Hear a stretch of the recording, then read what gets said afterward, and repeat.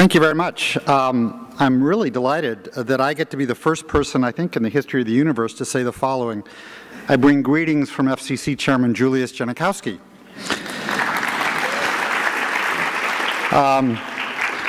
There are some who have been waiting about 100 days to be able to say FCC Chairman Julius Janikowski. I've actually been waiting 15 years since I met him in the spring of 1994. He is a very unique and extraordinary talent, and I couldn't be happier for the sector, for the FCC, and really for the country that he's taken on this job.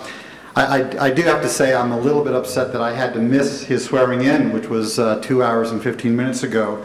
But both Julius and I agreed it was actually more important for me to be here, not because of what I'm going to say, but because of what I saw in the other sessions, because they tie so much into what we're doing. And so I think it's like karmically very perfect that this event is the same day, but unfortunately for me, I got to miss the swearing in of a dear friend, but more importantly, I'll have lots of opportunities to work with him. So I want to talk for a minute, if we can get a slide up, about what Congress asked the FCC to do, which is a very big thing, deliver a plan that will ensure all the people in the United States have access to broadband capacity and establish benchmarks for meeting that goal. But it's more than that. As you can see, it's really how do you use broadband throughout the economy. I'm not going to read the whole thing. It's an extensive list. But it really reflects the insight that while broadband isn't the solution to any single problem, it is part of the solution to many of the big critical domestic things, including creating jobs and improving economic growth. So what should the plan include? If you think you're going to get an answer from me today, you're going to be very disappointed, because I frankly have no earthly idea what the answer is. But I can talk about the process, and that's really what I've been working on since Chairman Copps, actually, then Chairman Copps, asked me to come on a couple weeks ago. And he really emphasized how he wanted an open process that fostered wider civic participation, that made sure citizens are priority number one, and that it's not business as usual. It's not going to be an inside job, as he said. It's going to be open and public. And I'm going to lay out preliminary details about that at the July 2nd meeting of the FCC this week, which you're welcome to watch over the web. I can preview that presentation with 3 principles that will guide our process. Openness being data-driven and a plan, not a report. Now, as to being open, we're going to lay out a process that is very transparent and that everyone will be able to see the critical issues and arguments as they unfold in a public debate. Inclusive, non-traditional stakeholders will be invited. Participatory, we're going to enable everyone to offer views. And through that process, we hope that we will develop a plan where citizens are number one. We're working on the details now, but I can assure you that a lot of the processes that in the past have been closed and behind closed doors will be open in clear view and where practical on the web. As to being data-driven, I'd say that Congress asked the FCC to address some hard, specific questions, which by their nature are hard to answer, since they, with precision, because they involve the future, which, as Yogi Berra memorably said, predictions are hard. But we have to start with that and try to generate smarter choices. It involves, among other things, not starting with conclusions, but rather using data to develop analysis, not just accepting data. And where necessary, delivering new data, and we don't have a lot of time to do it. But let me give you an example of what not to do. First, since you are all math whizzes who actually smiled when the teacher in the 8th grade said, time for a pop quiz, I want to give you all a pop quiz. So which is greater, 40% or 108%? How many say 40%? This is curious. None of you said that.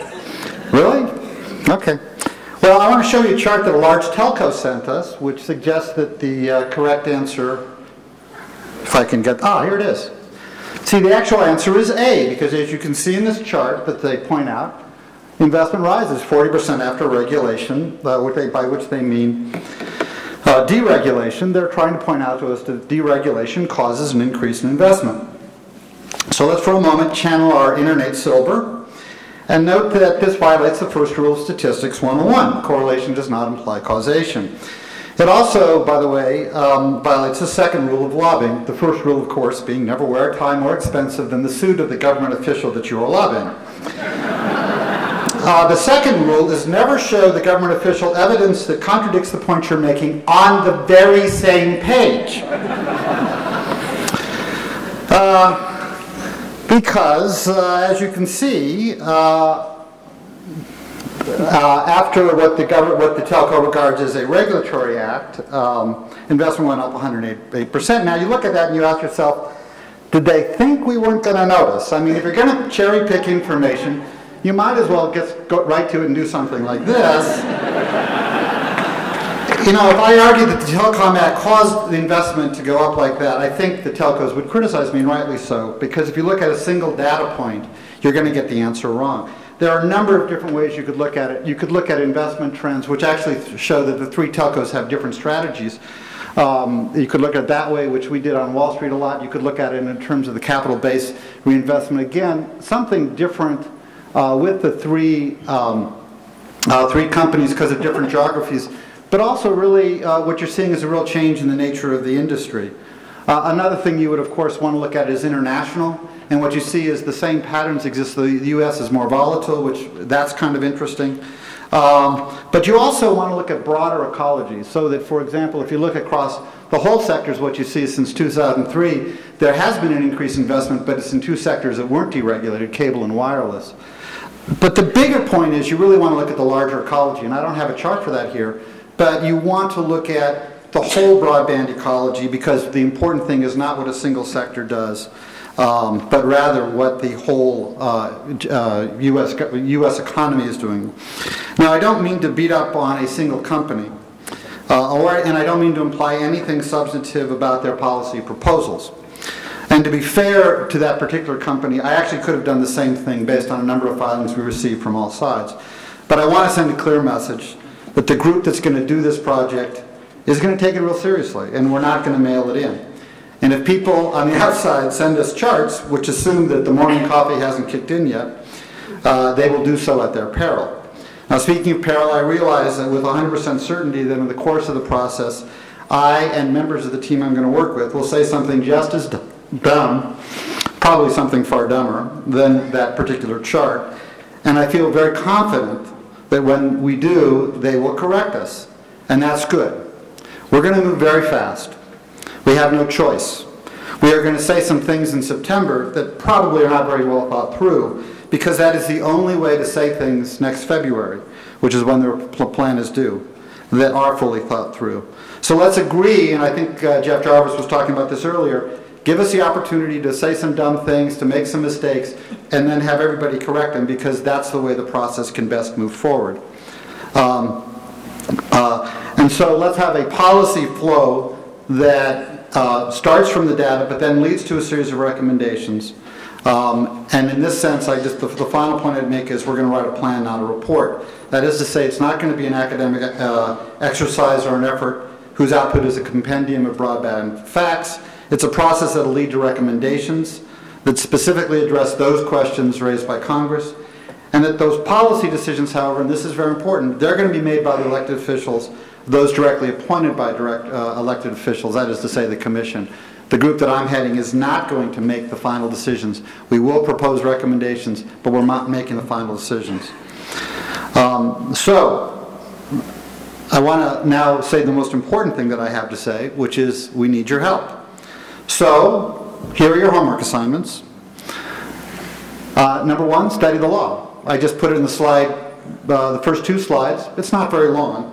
In particular, Congress asked us to figure out how broadband can aid civic engagement. There have been some terrific ideas floated here. Please follow the process on that one in particular, but on anything of interest to you, focus on something, but on particular civic engagement, give us your best help. Secondly, the July 2nd meeting, we're going to make a presentation about a process. We're going to make mistakes as we lay out that process. Help us correct it. Help us quickly figure out the best way to get this done. You can tell us this by going to our website, which is not yet live, but should be by July 2nd. It's broadband.gov. Also, as Jeff Jarvis suggested, it will be in beta. It will not be a final version for some time. So please give us, it's not going to be elegant, it's not going to be as good as it should be, but it will give us a start. So please give us ideas about how to make it better. As we'll lay out on the 2nd, we're going to hold a series of staff workshops in August. That will be a way for you to suggest comments during those workshops, and to comment on the answers. So please take advantage of that. Then in the fall, after we've done the first set of, the first tranche of workshops, we're going to figure out what we need to do to have field hearings and other things that help us get to the right answers. Please help us think through how to get, how we can get value-added participation by everybody.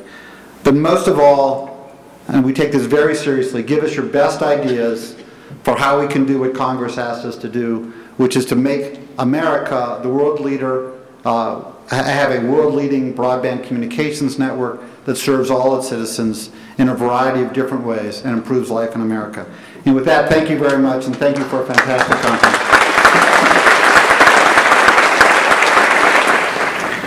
So, just to get started, do you want to react to Blair's comments? Any thoughts? Quick ones? It wasn't my chart. This is the AT&T guy. I'm sorry. It wasn't AT&T's chart either. But I think his comments were really important because what Blair, I think, emphasized is the importance of data to this process that he's going to be leading. And also that this is hard. I mean, you know, Blair's sort of commentary on that chart points out that there's not necessarily a direct tie between specific regulation and investment, but part of what they have to do is propose policies that will drive investment.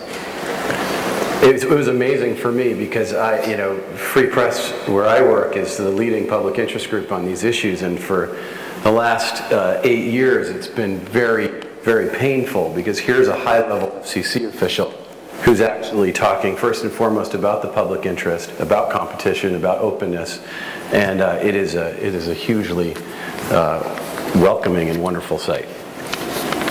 And I think, you know, it's great news that today the Chairman Janikowski, I've got to get used to saying that, but we're glad that he was confirmed and actually put in place, and actually along with Commissioner McDowell and Assistant Secretary Strickland, we now have kind of the team in place that is going to go through this data-driven exercise because, as Hank said, it is daunting, but it is critically important to the future of our country. So I kind of want to get a question on the table that sort of, I think, has to be asked, regardless of which side of the arguments you are on related to broadband deployment or internet deployment in the United States, which is that broadband in the United States is currently defined as 200 kilobytes per second, and for the most part. And for the rest of the world, in many places, we consider the sort of more advanced countries that 1,000 kilobytes per second is considered the standard. So how, regardless of where we end up policy-wise, how are we going to bring this country to be able to compete worldwide, whether it be from an economic perspective or an innovation perspective, if we're not on the same playing field, regardless of whether it's driven by businesses or driven by government policy? I mean, it seems to me that we have to figure out how to get to 1,000, or we're not even world-class citizens. I think I would say that the FCC has already taken a modest step toward addressing that, in that they moved away from a single definition and they've now established sort of some tiers of broadband speeds. And I think that's important. I think part of the plan that Blair is going to be working on, part of that is going to have to be establishing some aspirational goals around broadband.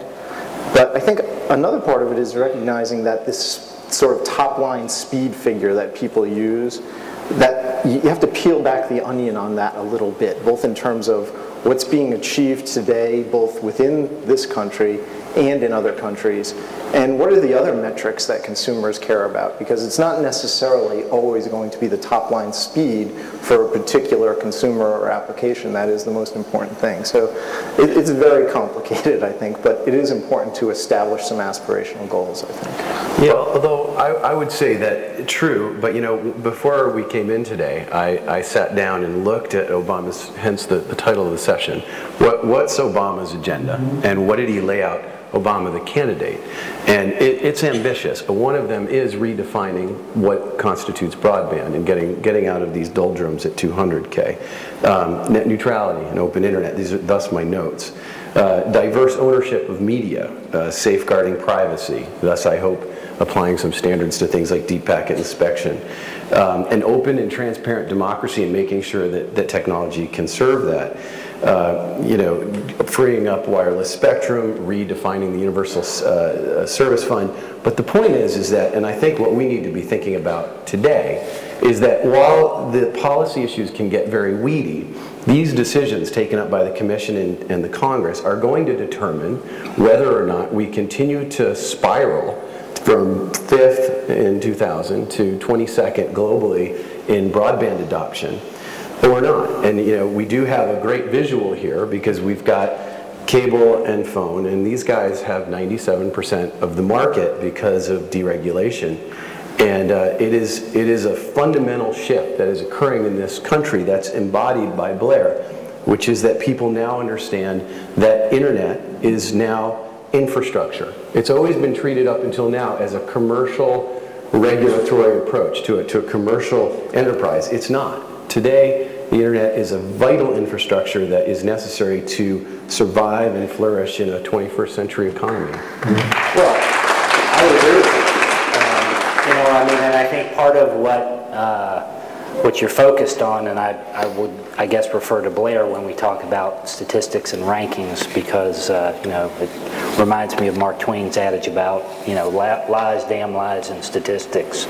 But I think one of the points that we need to recognize here is that we're not operating in a static environment. We have tremendous innovation that is going on both at the edge as well as with network companies. We're not basically living at a 200 kilobit standard. In fact, probably everyone connecting here, I hope, is connecting far faster than that. And we're actually going through a cycle of reinvestment in our networks, both if you're a cable operator or if you're a telco, that is substantial. I mean, we're investing the cable infrastructure, $14 billion this year. Now, we're, as an industry, much smaller than the telcos, but I'm sure Hank's numbers are even more than that. That's going to encourage faster speeds that consumers can use for different types of applications so that they can do what they want, when they want. And I think all of us, whether we're in the network business or we're just a user of communications technology, all are leaning forward, pushing towards that future. We're not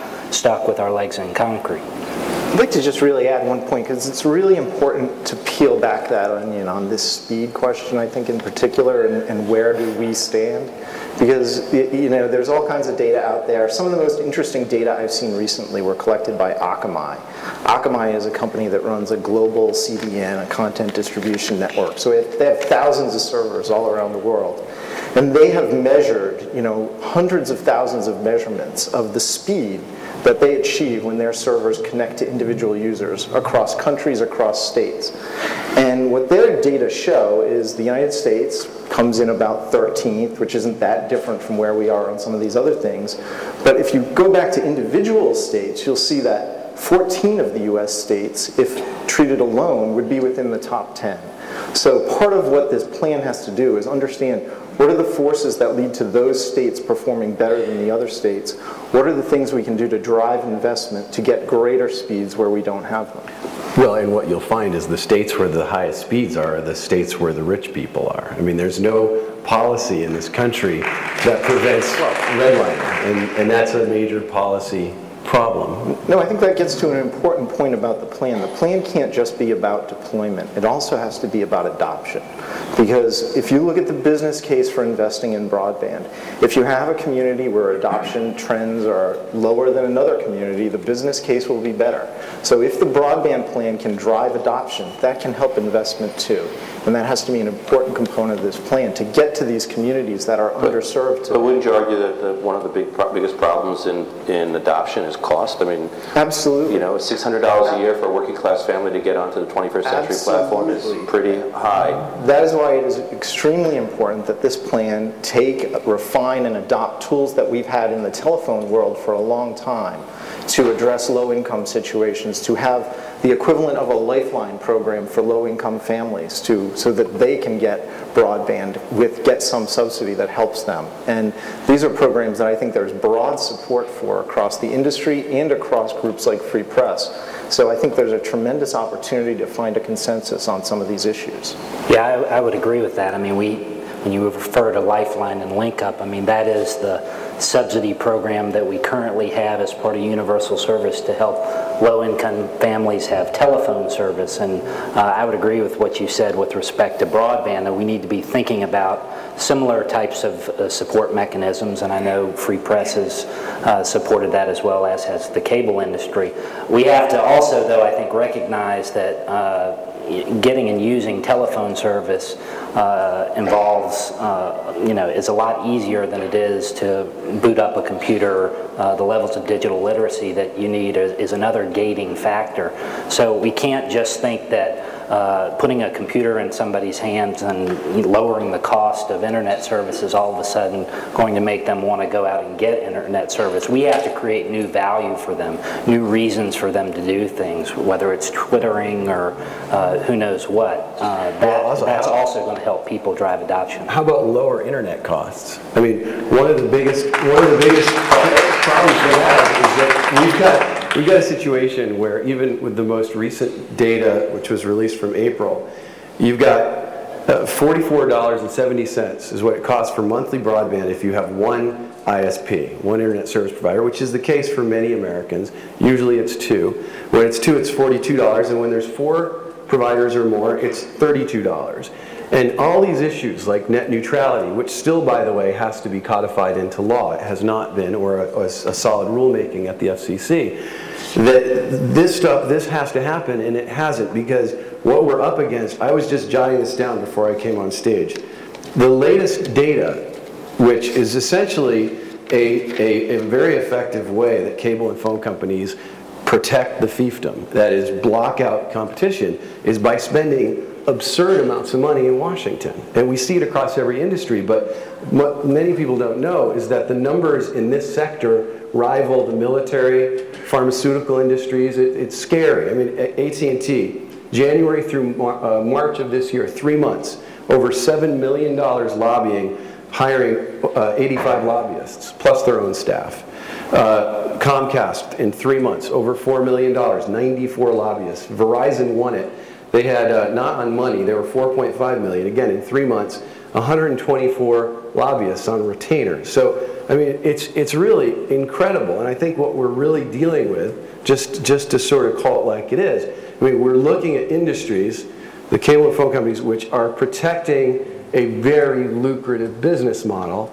And there are starting to be increasing numbers of people at the gates who understand that the ISP market can and should be competitive, that we should treat it like water or electricity or our infrastructure of roads, that where the government came in and proactively made sure that the public, both as consumers and as participants in democracy, get what they need. And in this case, it's competition. Well, and I guess I would take issue, Josh, and I don't think we're protecting anything. In fact, I think our companies go hammer and tong at Hank's companies and Verizon and the other telcos, competing on a daily basis, coming up with new offers, whether it's a free netbook or other types of things to try and get people to take up and use broadband.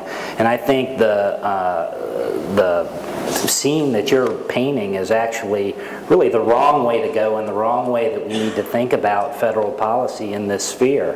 One of the really important things I think that has happened over the last decade, 12 years, is that we have recognized that it costs an awful lot of money to build and operate robust broadband networks. As I mentioned, we as an industry are spending $14 billion this year, and we're going to spend at least that probably the next year.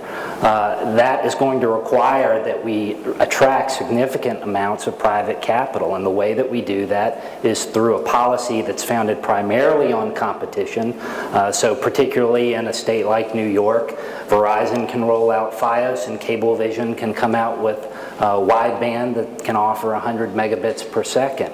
That's not to say we're not going to have problems. That's not to say that there isn't a federal role to come in, particularly in low-density areas where we may need a little assistance to make the economics work. But I see a lot of positive by the competition that we are seeing in the marketplace today. Yeah, I guess I would just echo that. If there's some specific policy the government can take to lower barriers to entry or to drive investment by new entrants, then of course that's a sensible policy. But James is right. These are costly, very costly network facilities to deploy. And, you know, people are investing significant amounts of money. I mean, James has talked about the cable industry. AT&T is investing $17 to $18 billion this year.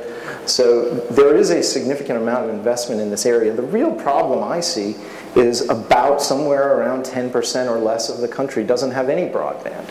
And that's because they live in areas that are extremely sparsely populated, and the market alone is never going to drive investment to those areas. And we have to focus on how do we bring investment to those areas so those people can get online.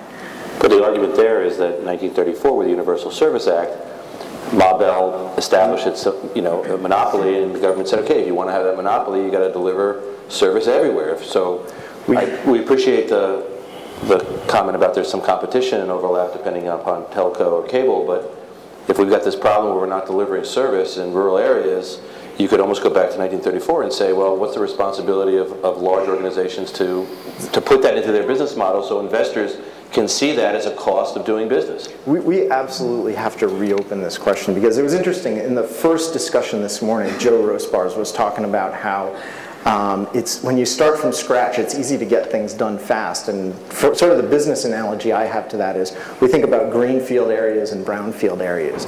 Universal service is sort of the ultimate policy brownfield. I mean, we have got just a stack of legacy regulatory programs associated with universal service in the phone world. We've got to figure out how to transform all that into programs for universal service and broadband. And they're not going to be the same programs because we don't have a monopoly like Ma Bell anymore. So I want to share with you sort of an emotional perspective on this, so to understand why there's a lot of pent-up frustration. Put the business models aside for a second. In the analogy I like to use is in 1860, 1 out of 10 New Yorkers was dying of diphtheria, cholera, and tuberculosis. And New York City's forefathers at that time spent what would be the equivalent today of $20 billion building the 8th wonder of the world, the water aqueduct system that delivers water to New York City. And I think it can be very successfully argued that New York City became the capital of capitalism in the 20th century, if not the world, because of the fact that it had clean running water. The people, many of them represented in this room, but the people many of whom support free press and who believe that technology is empowering, feel like there are people dying because they don't have access to free-flowing information. And so there's this desire to try to, provide a way for these people to break the chains of social and economic inequity by being able to get online cheaply and inexpensively. So there's an emotional component here. It's very similar to what happened 140 years ago, where people see that we're choking people from being able to participate in something that's very powerful because of business problems or legal problems. I would say it's even worse, because they spent $20 billion then. Right now, we're spending on the Universal Service Program $7 billion a year, $4.5 billion of which is for high-cost Universal Service funding. And there's probably another $10 to $15 billion in hidden subsidies to phone service that are in a very arcane area called inter-carrier compensation that I don't want to bore you with. But we're spending a lot of money as a country today toward this sort of last century's infrastructure to support that. And what we really have to figure out is how do we take those programs and those resources and turn them into support to achieve the goals that you're talking about.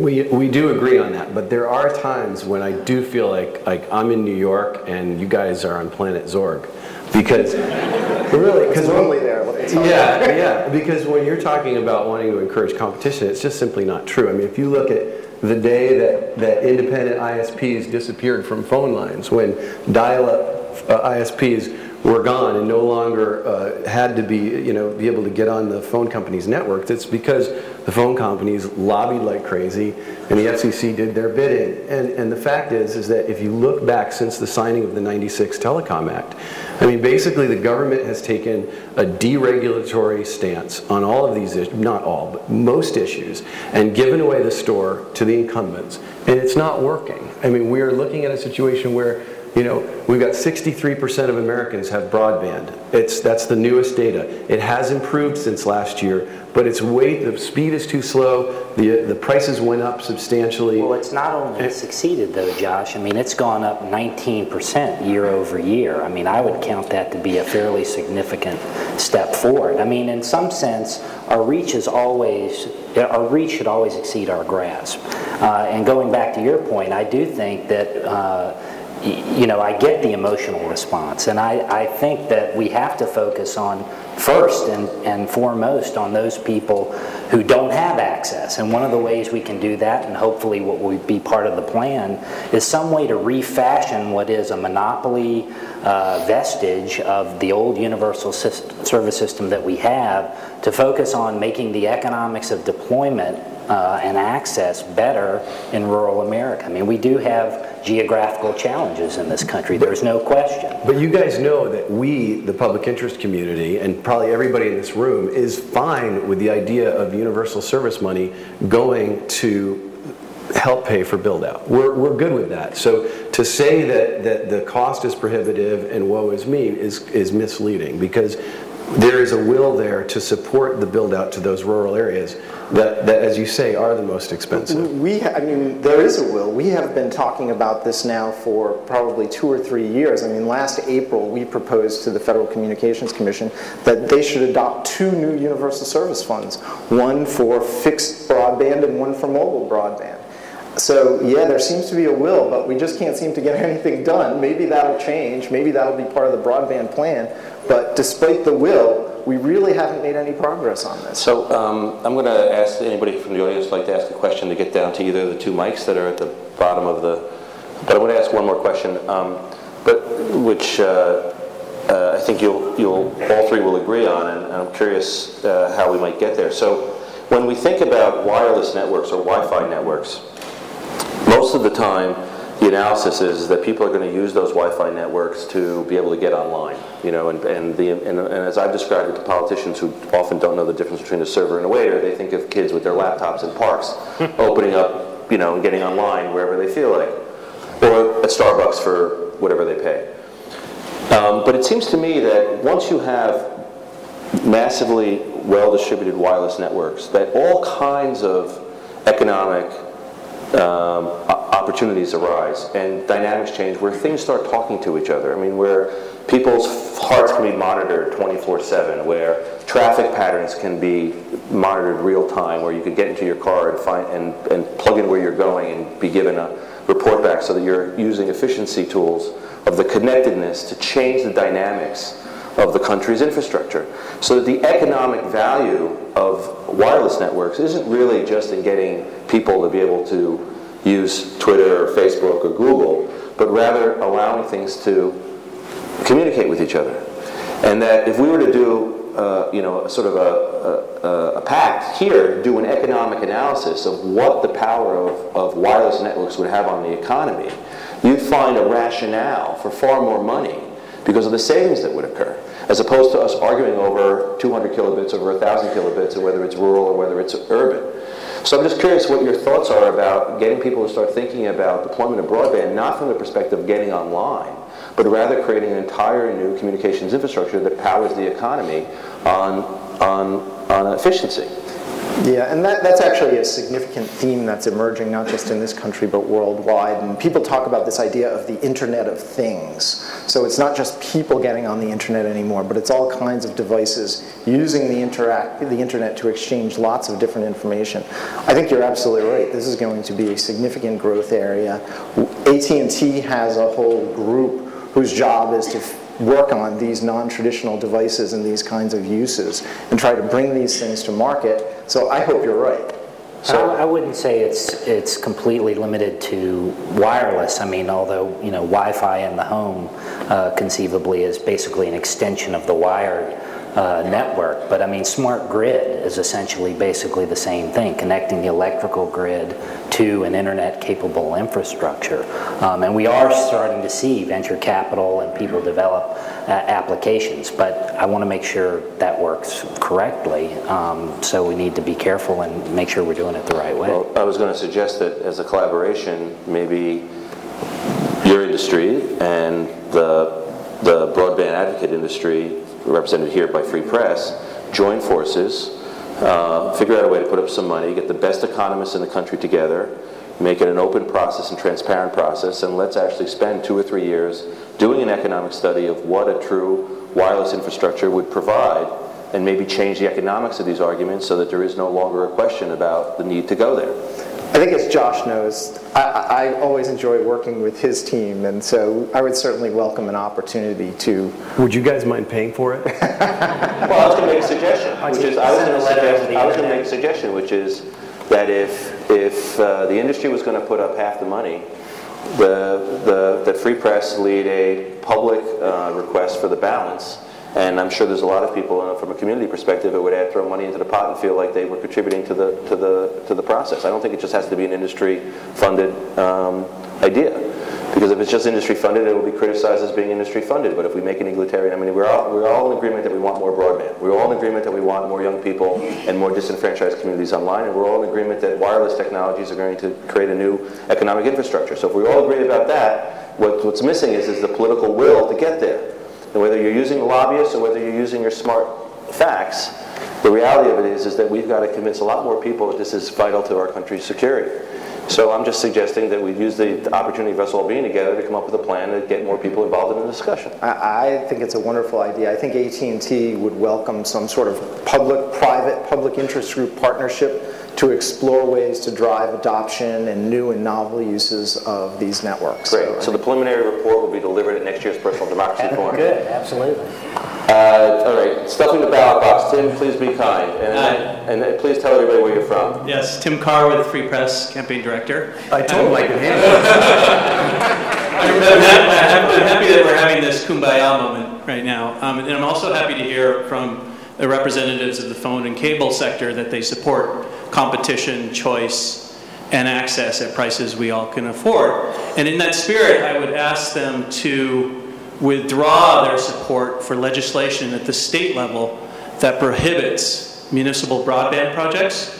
The phone and cable lobby has been very active in North Carolina, Pennsylvania, and over a dozen states across the country in making local efforts to provide broadband access through municipalities against state law. And so in that spirit, I would hope that we can all join and support municipal broadband. I guess I would say I'm not aware that AT&T has an effort in the states to fight these kinds of initiatives. I think the question is, I think there are certainly circumstances where the market is not going to deliver because of the issues we talked about earlier, where it could be that ultimately the best solution could be some sort of public project. I think we have to recognize that is a possibility, and that discussion should be part of the broadband plan that the FCC is going to be working on, is when and where is that the right choice? Please. Rafael DeGennaro. I want to thank Andrew for chairing this panel and the two gentlemen from the cable and AT&T for participating. But I just want to say, as sort of a consumer and a policy thinker, I sort of don't believe in this conversation anymore. At the consumer level, I have yelled on the telephone at representatives of both AT&T and Comcast in the last 30 days. My 84-year-old mother moved. She has me to fight her battles for her, but a lot of other people don't. I've gotten money taken off the bill. I've gotten the technical stuff fixed. I had to fight to get the promise that was made to me kept, and so on. And that has just, you've lost me as somebody who believes in your good faith, okay? Secondly, I attended the Freedom to Connect conference, another great conference recently chaired by David Eisen, and that opened my mind to the possibilities of other ways to do this that aren't AT&T and Comcast and so on. The city of Lafayette, Louisiana has fiber to the home, municipally owned. The gentleman from Amsterdam spoke about the possibilities. And I urge everyone here, probably most of you know more about it than I do, that to open our mind to the other possibilities, because this model doesn't work. Well, let me just say, for AT&T, I'm sorry to hear about that experience, and I know we have all had similar experiences, but I would be certainly willing to help in any way I can to help you resolve the problems you've had. You know, interestingly, and I don't know if you've touched on this in a prior panel, and I'm, you know, the cable guy talking about customer service, I get the joke. But it is actually, there's a point of seriousness in that one of the things I think that new technologies give us is new ways to connect with consumers. There are certainly new customer frustrations. I'll get in that line as well. But you know, it is amazing to me that a number of cable companies, they have somebody who is full-time monitoring Twitter, monitoring chat boards, monitoring ways to get information to consumers. A lot of this technology, you know, I was an English major. I have to struggle to try and set up my own home network. It's not the easiest thing in the world. So the better we can be in trying to provide customer service, I'm not saying we're going to get it right 100% of the time, 80% of the time, but I think it's one of the things that I know that our companies are at least very focused on. Yeah, I just want to add one thing here, which is both the National Cable Television Association and AT&T are sponsors of this conference, and I can assure you, and I can speak for Mika as well, that we at no point got the feeling that they were attending or sponsoring in order to pacify us or pacify this community. We got the sense right from the very beginning that there was an honest attempt to try to have a dialogue.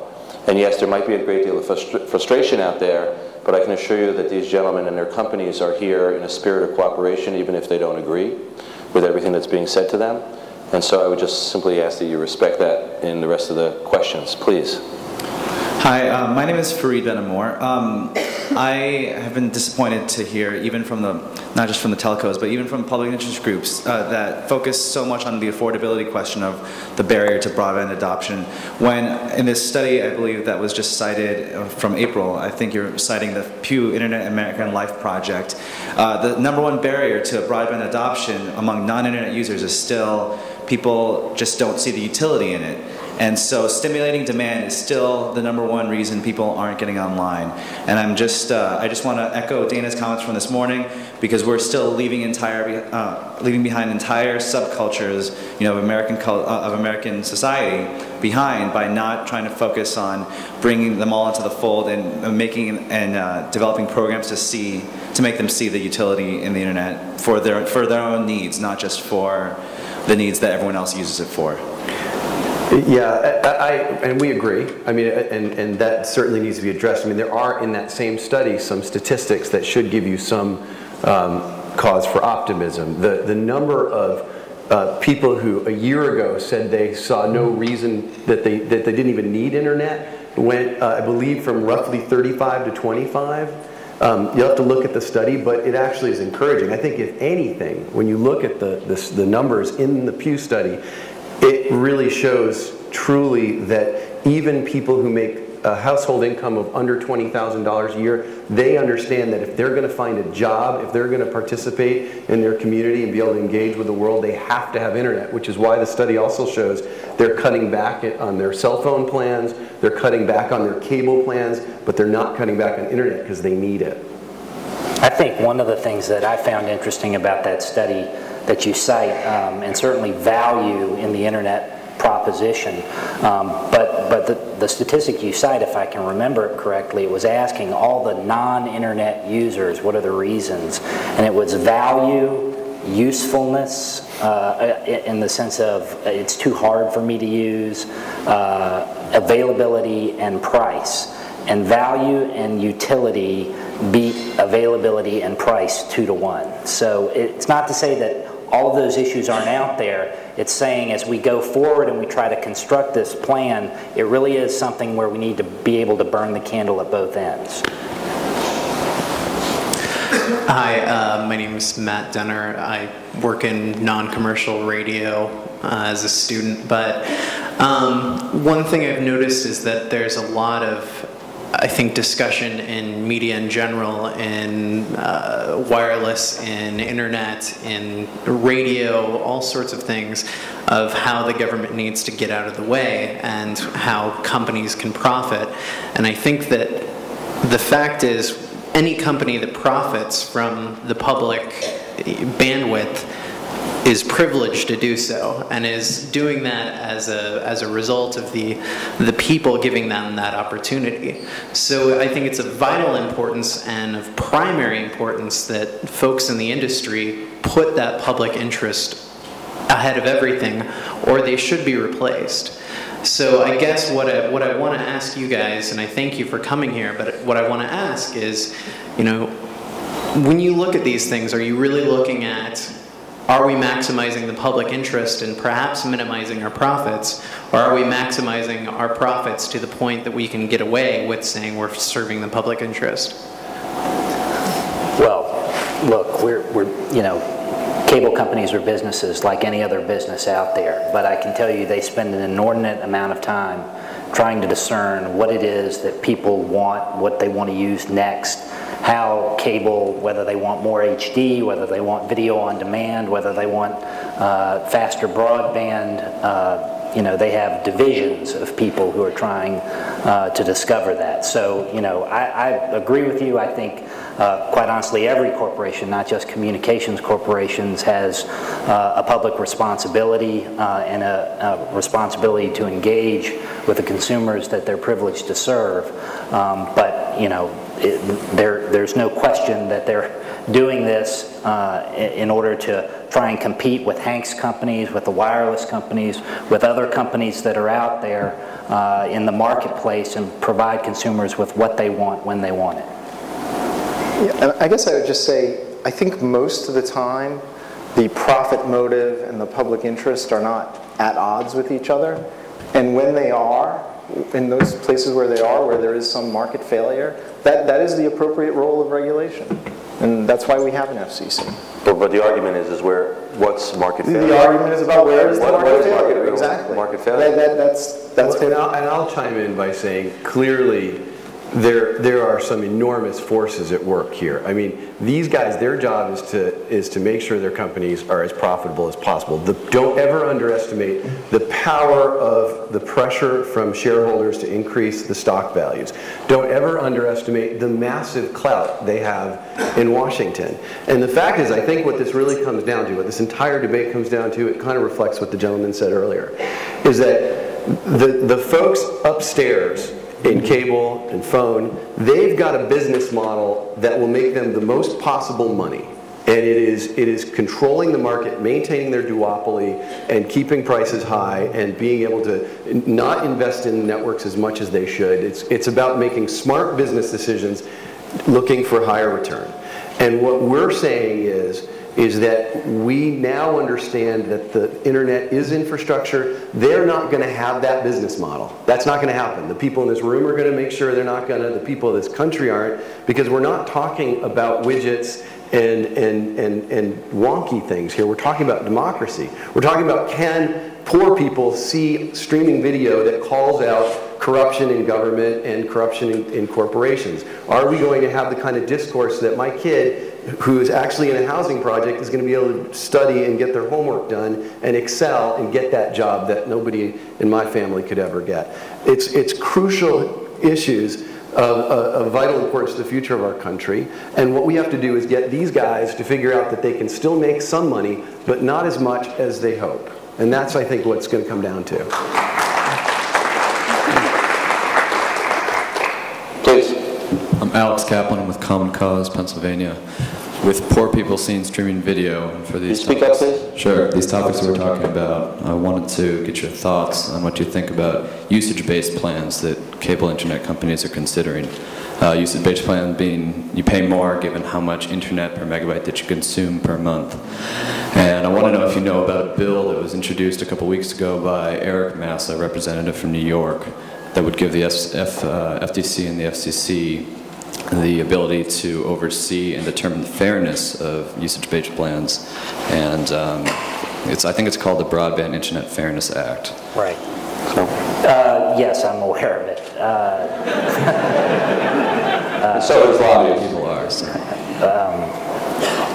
I think, let me try and address your question this way.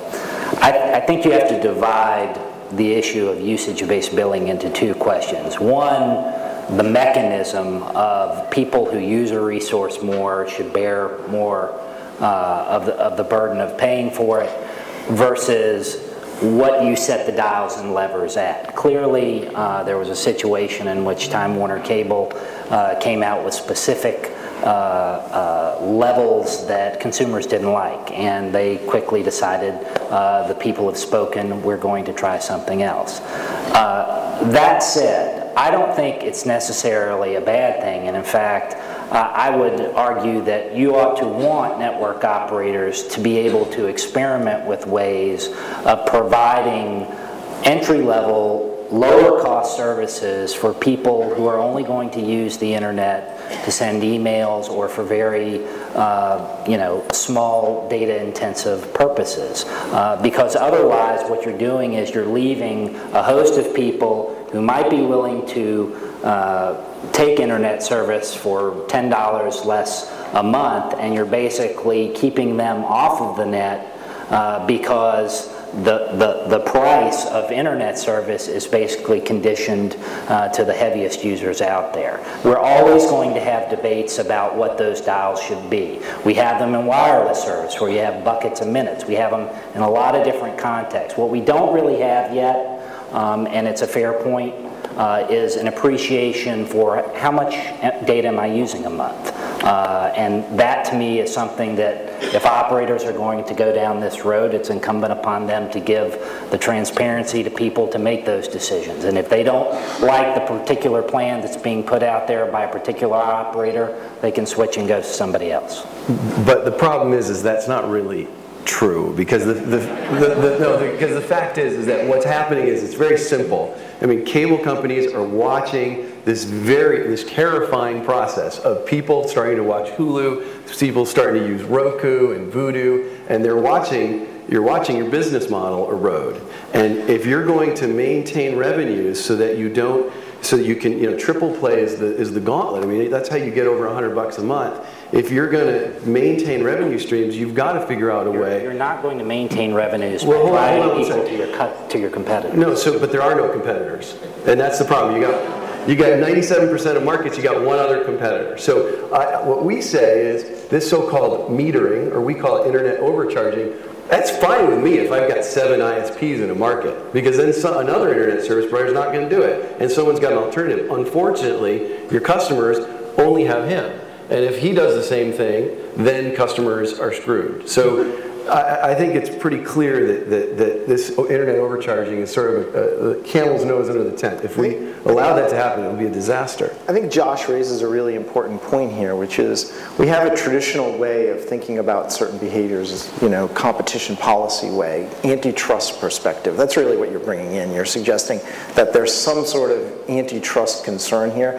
And we have a way of looking at issues, and we should use that way. And if we find that entities are in fact engaged in that, then that's something that policy should address. I guess my perspective is if I had to try and figure out why a cable company, and I'm not at a cable company, but it is a fact that 1 or 2% of our users pretty much run their broadband 24 hours a day, and they drive a tremendously bigger share of the capital investment that's required to maintain a quality of service.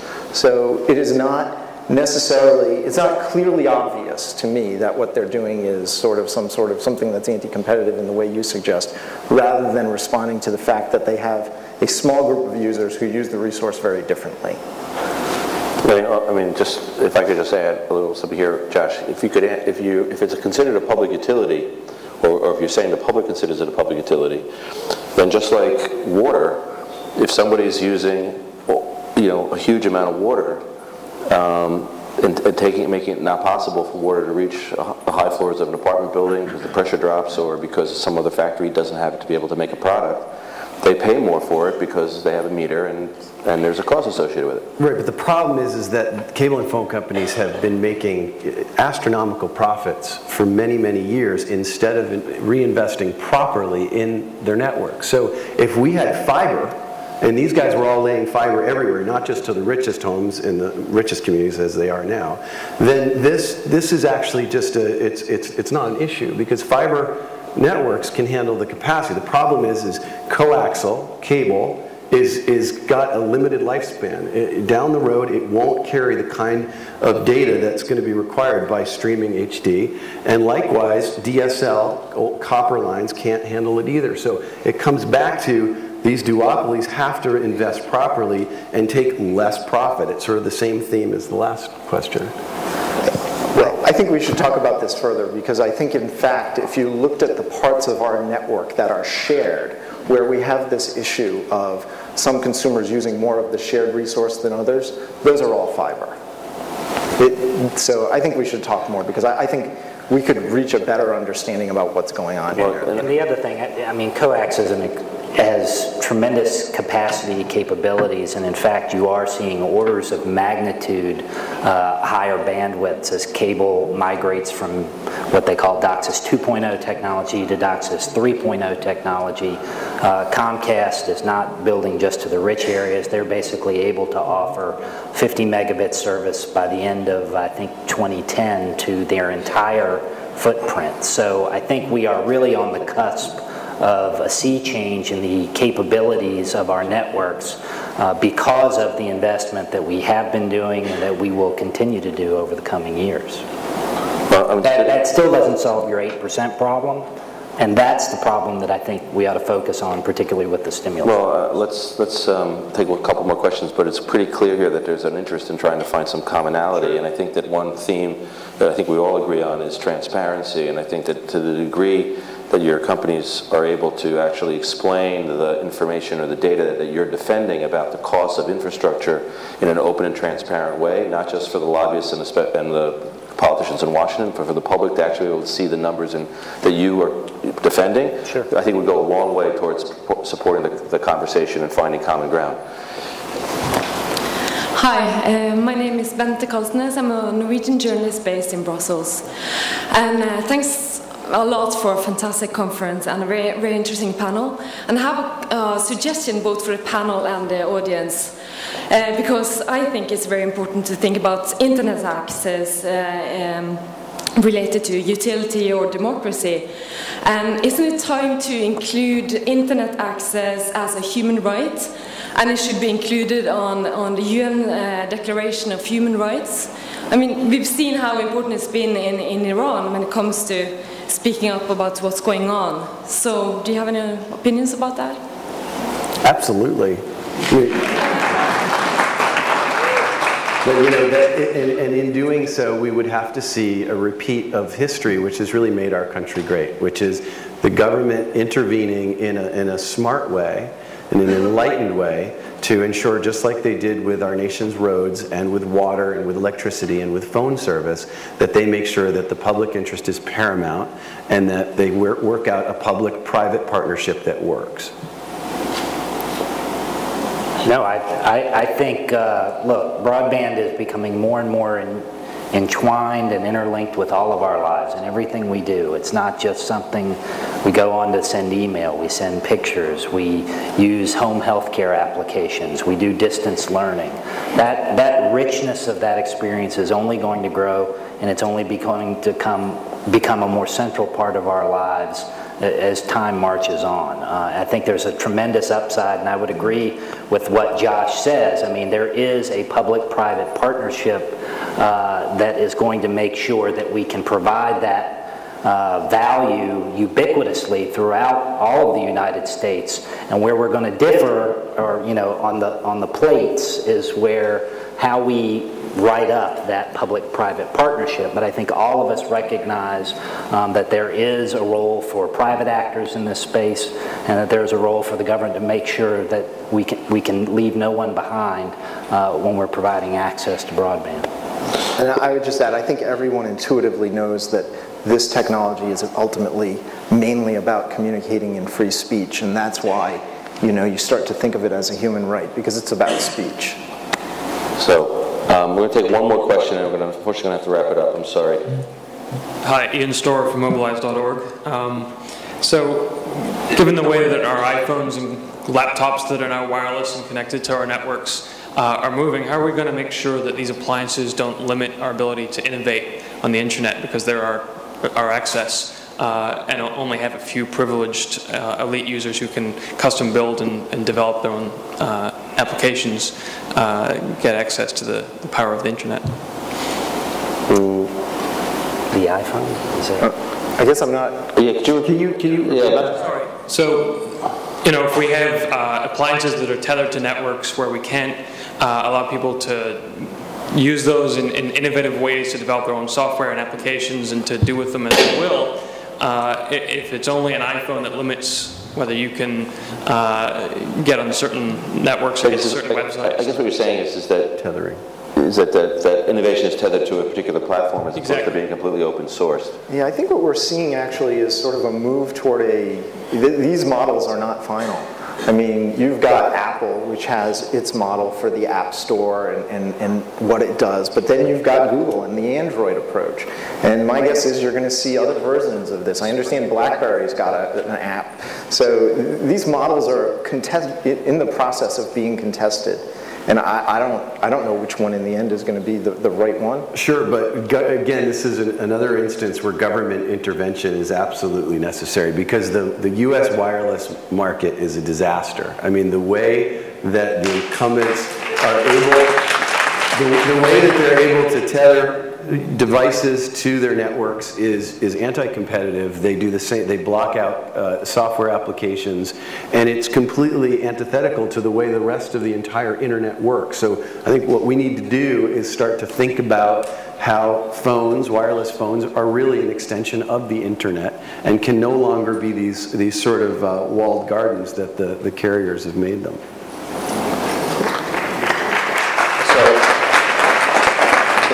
Spirit of commonality and cooperation, any final thoughts on how we might move forward and working together? We got our homework assignment, I guess, for next year. I love you guys. I do think, I mean, I honestly think that what the FCC is going to be working on, this broadband plan, it's not going to be the FCC's plan. It's going to be a plan for everybody, for all levels of government, for the private sector, for public-private partnerships. And in the near term, to me, that is the place to engage with, as Blair was describing, with the process that they're going to lay out. And that is really the opportunity to engage and hopefully to do something that's good.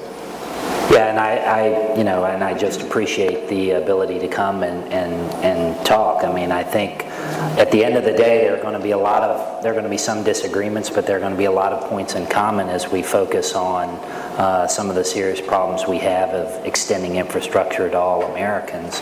But my hope is that the points that we find in common we can work together on, and because ultimately this social policy issue, it's too important for us to get wrong, and we're going to have debates and spirited debates at that.